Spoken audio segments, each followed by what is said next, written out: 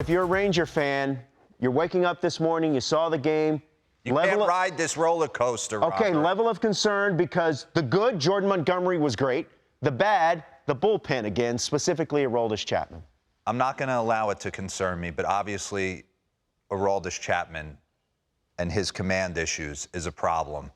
If he would have got those first 2 outs, we're going to get into this. I want to do a deeper dive on, give it a 3-tile treatment on this game, because I don't think Jordan Montgomery, when they acquired him, they were kind of hoping he would pitch to like a 4 in their rotation. He's going to get game 1 probably. Yeah. In the postseason for this team, and he can handle it. And he's been throwing the ball good. So I want to dive in on him first and give him some love, because he was on point, and he's been on point they've needed him. He's one of the best trade acquisitions of the entire deadline, and he was kind of that back end behind Max Scherzer. Pause this real quick.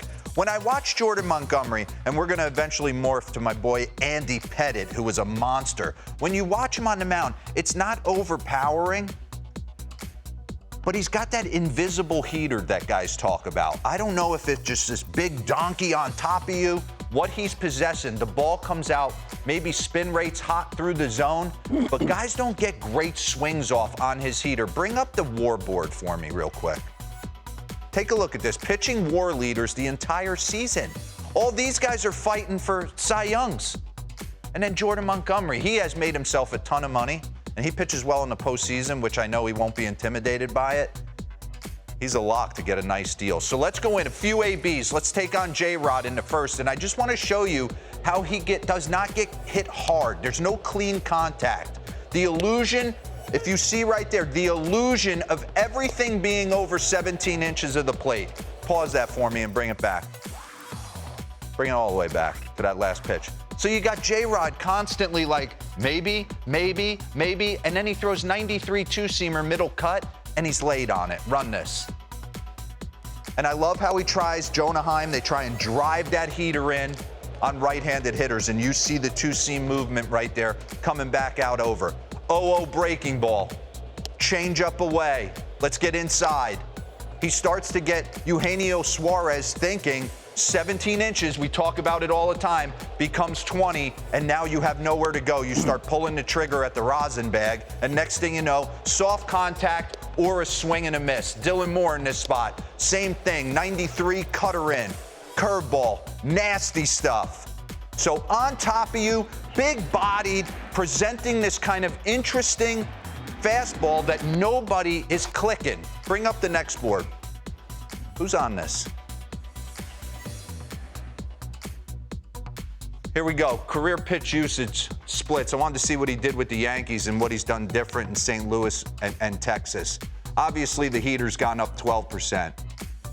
4-seam, 2-seam. He's got a pitch to every quadrant for everybody.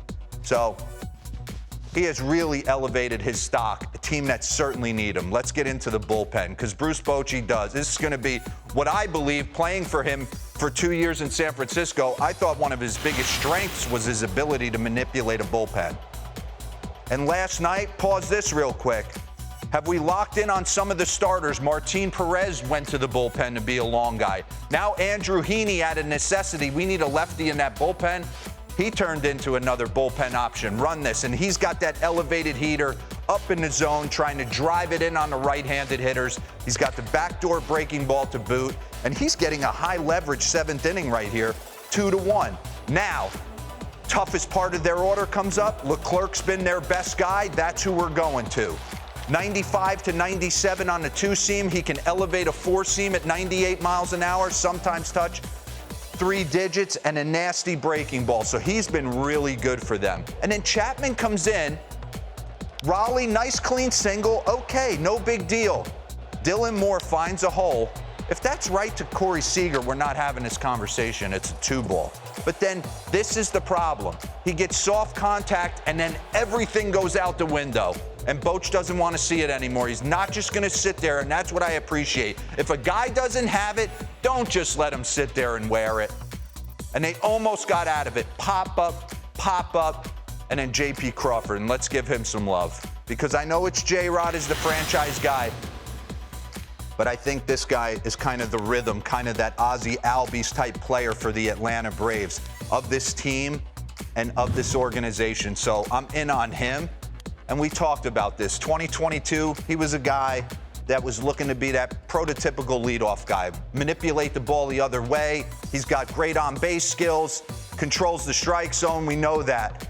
He's made a concerted effort this year in 2023 to get on his backside a little bit more, create a little bit more pop in his game, and it's helped him immensely. He's hit some nice big home runs for the Seattle Mariners, aside from picking. And then last night, the reason I show this, right man, right time. 98 two-seamer, but he drove this ball. That's Evan Carter playing left field. Evan Carter is one of those fast twitch guys. I thought he was going to have a beat on it, but the way he's staying on his backside, this ball had nice backspin, opposite field, and it was able to beat Evan to the corner right there to give them the win. Pause this real quick. So you see him in 23, dropped his hands a little bit, added dress, still gets to the same spot, but he's just eliminated that high hand move. Run it. Leg kick's pretty much the same. Staying on his backside a little bit better. We'll side angle it and get out. Pause it. You see his hand placement when he first broke in for Seattle in 2020. He's just cleaned everything up just a little bit more, gotten on his backside a little bit more, not getting out, jumping, run it. I like the purple. You like the purple BGs? Yeah.